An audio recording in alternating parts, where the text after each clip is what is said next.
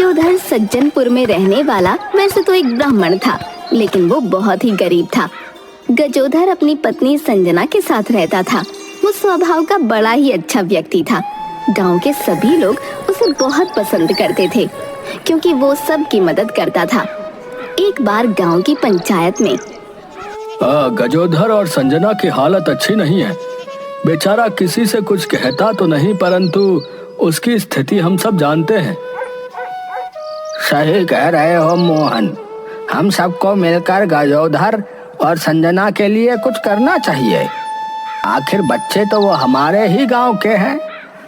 एक काम करते हैं, हम सब पैसे जमा करके गजोधर के लिए एक बैलगाड़ी और 2 बैलों का जोड़ा खरीद देंगे, ताकि वो उससे सवारियों को लाने और ले जाने का काम कर सके, जिससे उसकी कुछ आमदनी हो सके।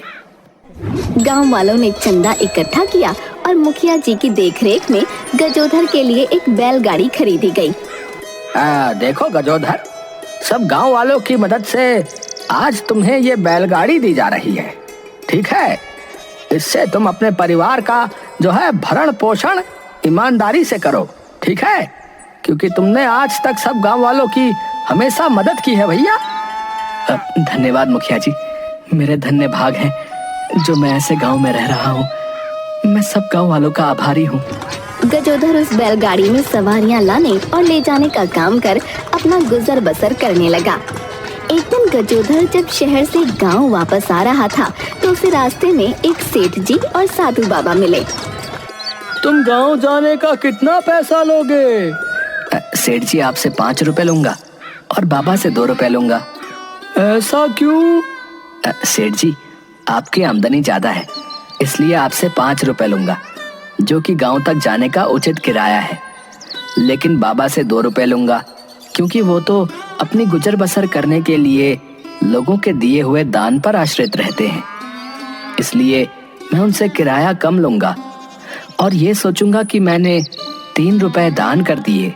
सेठ और साधु बाबा दोनों लोग बैलगाड़ी में बैठ गए और वहाँ से निकल पड़े। साधु बहुत बुजुर्ग थे। गजोधर ने साधु महाराज से कहा, बाबा, आप काफी बुजुर्ग हैं। आप अपने अनुभव किए हुए कुछ किस्से सुनाएं, जो हमारे जीवन में हमारे भी काम आए और हमारा ये सफर भी कट जाए।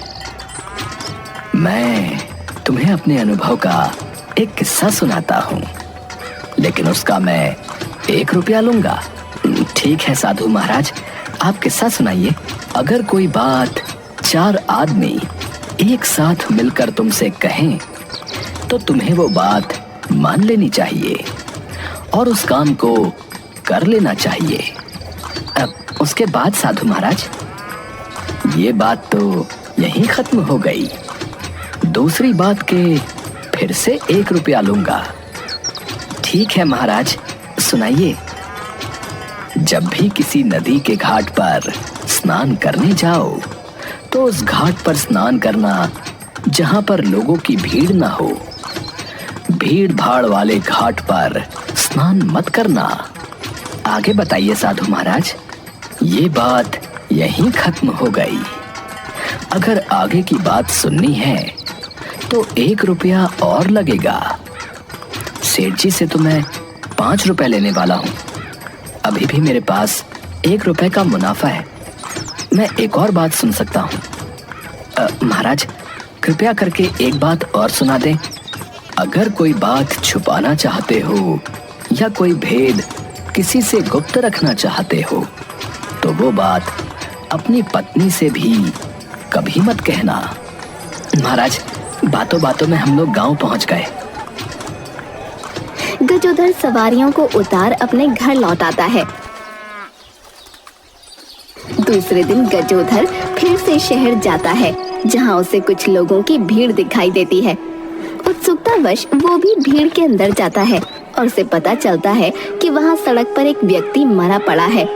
हालत देखकर ऐसा लगता था कि वो कोई भिखारी था जो अब इस दुनिया में नहीं था, परंतु कोई भी उस मृत शरीर को शमशान घाट ले जाने को तैयार नहीं था। गजोधर को काफी लोग पहचानते थे कि वो बैलगाड़ी में सवारियां लाने ले जाने का काम करता है। एक व्यक्ति ने कहा, भाई, तुम तो बैलगाड़ी के कोचवान हो ना? तुम क्यों ना इस बेचारे के मृतक शरीर को शमशान घाट पर छोड़ दो ताकि इसका अंतिम क्रियाकर्म हो सके भैया। नहीं नहीं, मैं एक ब्राह्मण हूँ और मैं ये काम नहीं कर सकता हूँ। तभी उसे साधु की बात याद आ गई कि जिस बात को 4 लोग कहें उस बात को मान लेना चाहिए। ठीक है, मैं इस मृतक शरीर को शमशान घाट तक पहुँचा दूंगा। लोगों की मदद से गजोधर ने उस भिखारी के मृतक शरीर को बैलगाड़ी में रखा और शमशान घाट की तरफ चल पड़ा। थोड़ी देर में शमशान घाट पहुंच गया और जब भिखारी के शरीर को बैलगाड़ी से उतारने लगा तो उसकी नजर भिखारी की कमर पर बंधी हुई एक थैली पर पड़ी। गजोधर ने थैली खोलकर देखा। इतने सारे सोने के सिक्के इस भिखारी ने अपने आने वाले समय के लिए जमा किए होंगे। इसे ही कहते हैं हम जीवन भर जोड़ते हैं लेकिन साथ कुछ नहीं ले जाते। भाई, ये एक लावारिस मृतक है जो सड़क पर पड़ा हुआ था। लोगों ने मुझे इसे यहाँ तक पहुँचाने को कहा। तुम ये 2 सिक्के रख लो और इसका अंतिम क्रियाकर्म पूरे विधि विधान के साथ कर दो। उसके बाद गजोधर चुपचाप थैली और अपनी बैलगाड़ी लेकर वहाँ से चला जाता है। उसने थैली वाली बात किसी को भी नहीं बताई।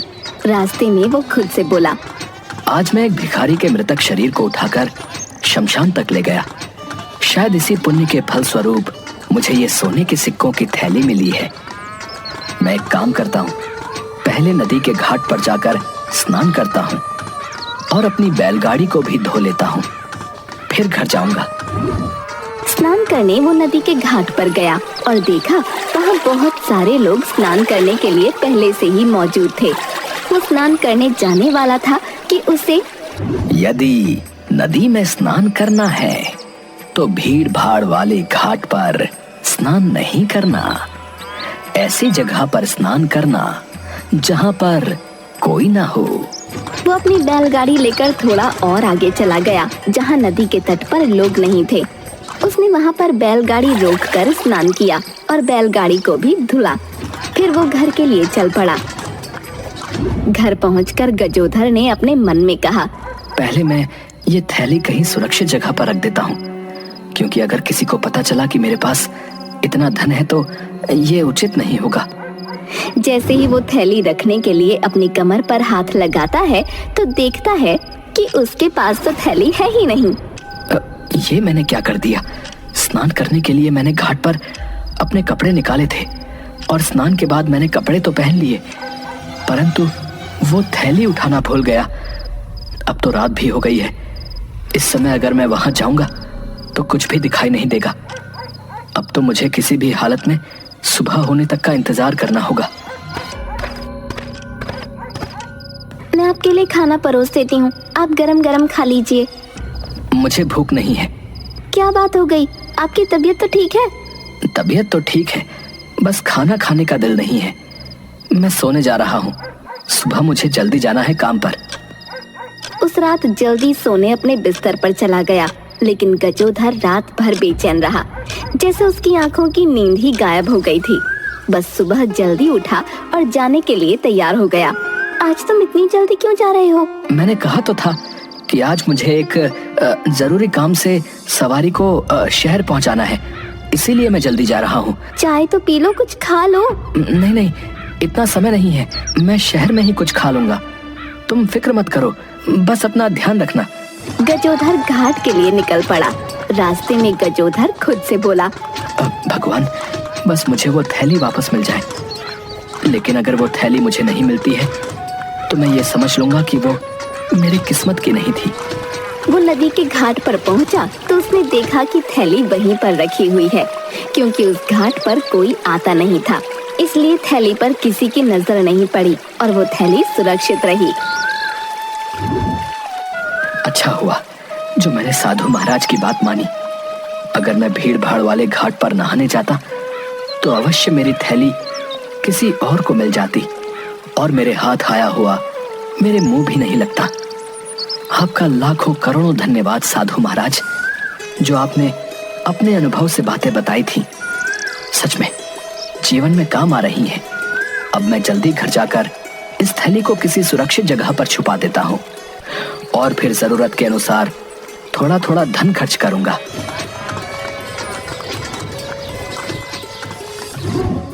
गजोधर थोड़ा थोड़ा करके धन खर्च करने लगा और कुछ समय बाद उसने अपना घर अच्छा बनवा लिया।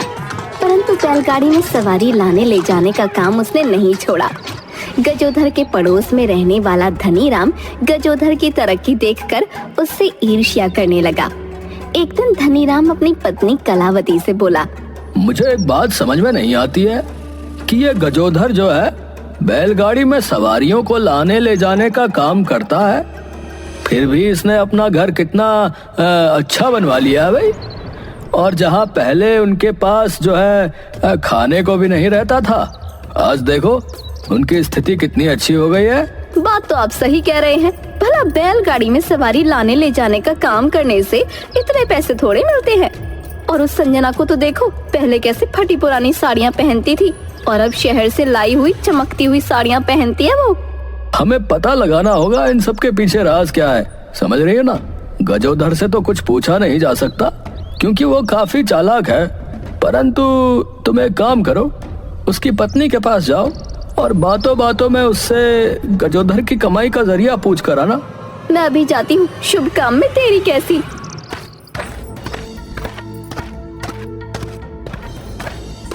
कलावती भाभी, आज आप रास्ता कैसे भूल गई? बहन संजना, कितने दिनों से सोच रही थी तुम्हारे यहाँ तुमसे मिलकर आऊं।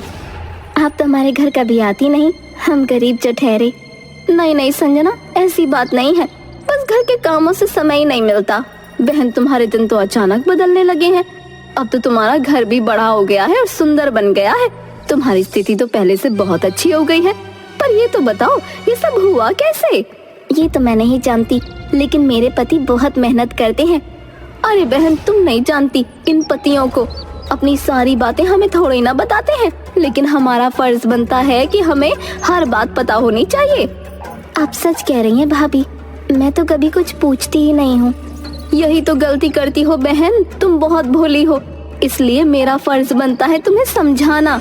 तुम्हें सब पता होना चाहिए कि तुम्हारा पति करता क्या है, कहाँ जाता है, कहाँ से पैसे लाता है। कहीं वो गलत संगत में तो नहीं पड़ गया ना, जो अचानक इतना धन आने लगा। सही कह रही हैं भाभी आप, मैं आज से ही पूछती हूँ, आखिर इतना धन आता कहाँ से है। शाम को जब गजोधर घर आता है, आज आपको मुझे बताना ही होगा, आप पैसे कहाँ से कमाते हैं? बैलगाड़ी चलाकर इतने पैसे कमाना मुमकिन नहीं है। गजोधर बहुत समझदार था, उसने मन ही मन सोचा, हो ना हो, किसी ने मेरी भोली भाली पत्नी को भड़का दिया है। तुम नहीं जानती मैं कितनी मुश्किल से झूठ सच बोलकर तुम्हारे लिए ये धन कमाता हूँ, क्योंकि मैं नहीं चाहता कि तुम मेरे साथ और गरीबी में रहो। तो आप मुझे सच सच बताइए ना, आप ये धन कैसे कमाते हैं? मैं रोज शहर जाता हूँ और कितनी मुश्किल से झूठ सच बोलकर ये धन कमाता हूँ। शहर की कोतवाली में बहुत सारे मुकदमे होते हैं, जिसमें कोतवाल साहब मुझे उन मुकदमों में गवाही देने के लिए कहते हैं, जिसके लिए वो रोज मुझे 2000 रुपए देते हैं। संजना गजोधर की बातों से संतुष्ट हो गई और उसने कहा, मुझे माफ कर दीजिए, आपको मेरी वजह से कितना कुछ करना पड़ता है। दूसरे दिन संजना कलावती को सारी बातें बताती है और कलावती अपने पति धनीराम को। अच्छा, तो ये बात है। मैं भी कल से शहर जाऊंगा और ऐसे ही रोज के रोज 2000 रुपए कमा कर लाऊंगा और बहुत जल्द उस गजोधर से अमीर बन जाऊंगा। हाँ, ये सही रहेगा, हमें भी जल्द से जल्द पैसे जोड़ने होंगे। दूसरे दिन धनीराम कोतवाली पहुंच जाता है और अंदर जाने से डरता है, इसलिए बाहर ही वो चक्कर लगाने लगता है। एक सिपाही धनीराम को इधर उधर चक्कर लगाते देखता है और उसे उस पर कुछ संदेह होता है। वो धनीराम को पकड़कर कोतवाल के सामने ले जाता है। हाँ भाई, अरे कौन हो तुम और कोतवाली के बाहर चक्कर क्यों लगा रहे थे? जी कोतवाल साहब, मैं तो यहाँ बस वो आपके काम के लिए। अरे भाई, जो पूछ रहा हूँ उसका सही सही जवाब दो, वरना ये डंडा देखा है? जी जी जी साहब, मैं तो यहाँ सच्ची झूठी गवाही देने के लिए आया हूँ। आप मुझे जिस मुकदमे में गवाही देने को बोलेंगे मैं दे दूंगा। क्या कहा तुमने? सच्ची झूठी गवाही?